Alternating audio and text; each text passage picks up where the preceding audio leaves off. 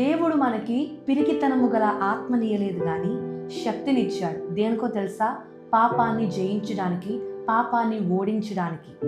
ఆయన మనకి ప్రేమనిచ్చాడు. ఎందుకో తెలుసా?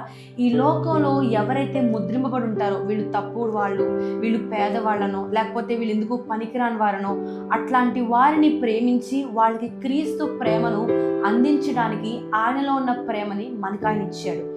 అలాగే ఆయన మనకు ఇంద్రియ నిగ్రహము గల ఆత్మనిచ్చాడు. దేనికో తెలుసా? మన మనస్సుని స్వాధీనపరుచుకొని ఆయనను పూజిస్తామని, మన మనస్సులో వేరెవ్వరినో ఇంకా దేనినో ఆశించకుండా, స్వార్థప్రియులుగా మనం ఉండకుండా ఆయన్ని మాత్రమే, యేసుక్రీస్తు తండ్రిని ఎలా ప్రేమించాడో, ఎలా ఆయనకు లోబడి ఆయనకున్నాడో అలానే క్రీస్తు వారముగా మనం ఉంటామని.